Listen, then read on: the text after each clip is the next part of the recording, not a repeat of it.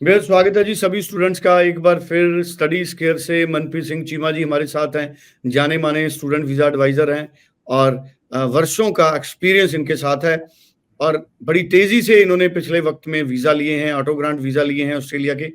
आज कुछ ऐसे सवाल हैं स्टूडेंट्स के, जो जिनके आंसर्स मनप्रीत चीमा जी से हम हासिल करेंगे।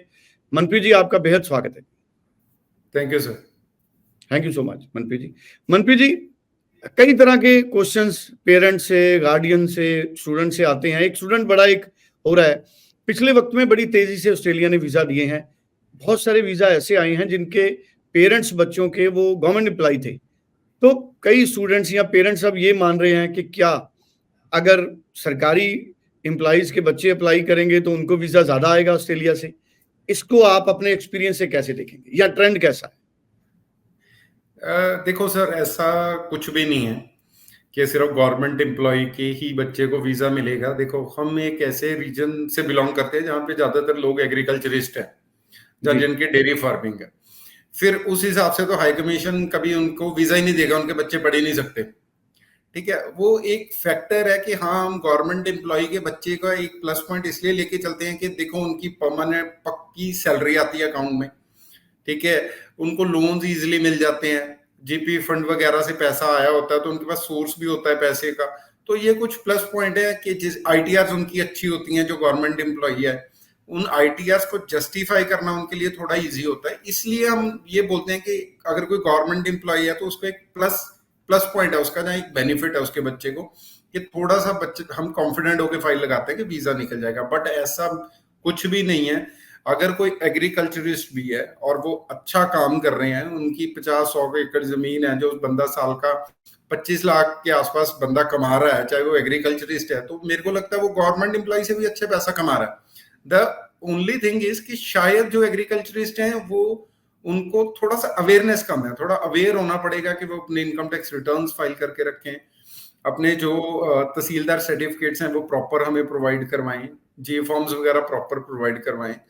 वीजा में प्रॉब्लम नहीं आएगी कभी भी, अगर वो अपनी इनकम को जस्टिफाई अच्छे से कर देंगे तो वीजा में कोई प्रॉब्लम नहीं आएगी। चीमा जी, बड़ी इंपॉर्टेंट आपने बातें कही। अब अगर कोई प्राइवेट सेक्टर में लोग हैं, एम्प्लॉइज हैं, जॉब करने वाले हैं प्राइवेट सेक्टर में, तो उनके पास ऐसा क्या हो कि उनको भी दिक्कत ना हो, उनके बच्चों को भी दिक्कत ना हो? क्योंकि बहुत सारे लोग हैं जो प्राइवेट एम्प्लॉइज हैं, कोई शॉपकीपर्स है, कोई स्मॉल एंटरप्रेन्योर्स हैं, किसी का छोटा-छोटा बिजनेस है, दुकानें हैं। देखो, अगर कोई प्राइवेट जॉब कर रहा है तो कोई खास फर्क नहीं है, जॉब ही है। उसको भी अगर सैलरी अकाउंट में आ रही है, उसके पास फॉर्म 16 है, वो अपनी आईटीआर फाइल कर रहा है। बहुत अच्छी अच्छी कंपनीज हैं जिसमें जीपी फंड, पीपीएफ वगैरह भी कटता है सैलरी में से, तो कोई प्रॉब्लम नहीं है उसमें। गवर्नमेंट एम्प्लॉय और प्राइवेट में आजकल कोई ज्यादा फर्क नहीं रह गया। अगर कोई प्राइवेट एम्प्लॉय अच्छी कंपनी में जॉब कर रहा है तो उसको सारी फैसिलिटीज मिल ही रही है, तो डॉक्यूमेंटेशन हमेशा ही सेम रहेगी। उसके पास अपनी अपॉइंटमेंट लेटर हो प्राइवेट जॉब वाले के पास, सैलरी अकाउंट में आ रही हो, सैलरी स्लिप्स हो, फॉर्म 16 हो, आईटीआर टाइमली फाइल कर रहा हो, कोई प्रॉब्लम नहीं है। दूसरा, आपने बिजनेस की बात करी, अगर किसी का बिजनेस भी है उनके लिए भी कोई प्रॉब्लम नहीं है Australia. The only thing is कि जो बिजनेस है वो प्रॉपर रजिस्टर्ड बिजनेस हो, उनके पास करंट अकाउंट स्टेटमेंट्स हो।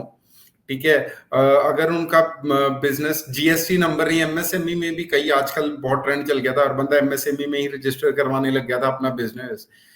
उसमें हाई कमीशन ने थोड़ा बोला कि अगर एमएसएमई का सर्टिफिकेट है, जहाँ यूनिवर्सिटीज चेक कर रही हैं, तो वो पुराना रजिस्टर्ड हो, वो नया रजिस्टर्ड नहीं होना चाहिए। वो ऐसे नहीं होना चाहिए कि बिजनेस को सिर्फ आज रजिस्टर करवा लिया बच्चे को भेजने के लिए।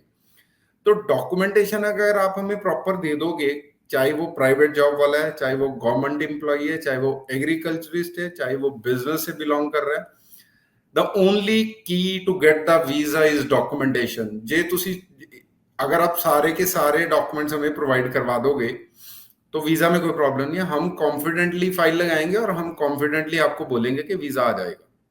अच्छा, आईटीआर कितनी होनी चाहिए? चाहे प्राइवेट है, शॉपकीपर है, जो जो सफिशिएंट है, आपको लगता है कि ये इससे कन्विंस होंगी यूनिवर्सिटीज और देखो, मिनिमम टू मिनिमम जो आईटीआर आजकल यूनिवर्सिटीज मांग रही हैं बच्चों से, पेरेंट्स की, वो अराउंड 12 लाख के आसपास मिनिमम इनकम होनी चाहिए। कुछ यूनिवर्सिटीज तो 14-15 लाख तक भी चेक कर रहे हैं, ये सिर्फ पेरेंट्स की आईटीआर हो इतनी।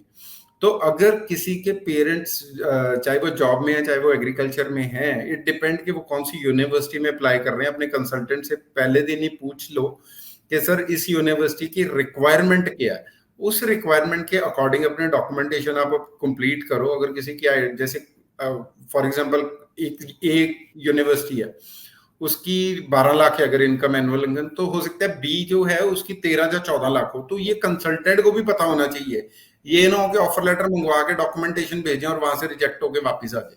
तो very first day this is the responsibility of the parents and the student कि वो आप अपने कंसल्टेंट से पूछिए कि सर जिस यूनिवर्सिटी में मैं जा रहा हूं मुझे इसकी रिक्वायरमेंट आज ही बता दो, ताकि मैं अपनी डॉक्यूमेंटेशन कंप्लीट कर लूं जब तक मेरी ऑफर लेटर आए।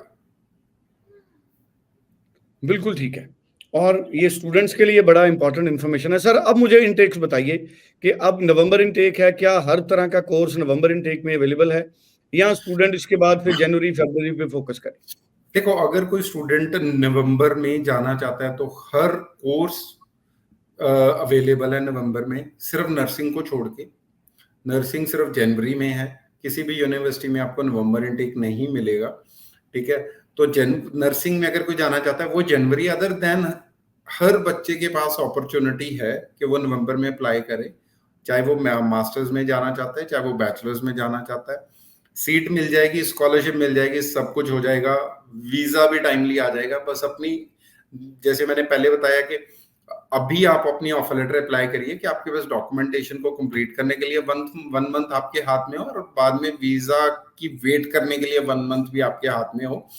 चाहे वीजा एक दिन में आ जाए, मैं बोलता हूँ कि चाहे सेम डे आ जाए वीजा, लेकिन रिस्क क्यों लेना है? अगर वो हमें एंजाइटी हमारी बढ़ा देगा कि यार मेरा वीजा नहीं आ रहा, रोज कंसल्टेंट को फोन करोगे सर इनटेक पास आ रहा है, जैसे कि हम हर लाइफ में देखते हैं कि लोग पूछते हैं इनटेक पास आ गया, इनटेक पास आ गया, वीजा नहीं आया। तो अगर आप हाई कमीशन को प्रॉपर टाइम देंगे डॉक्यूमेंटेशन चेक करने का, तो वीजा ऑफिसर भी आपको इजीली टाइमली वीजा दे देगा।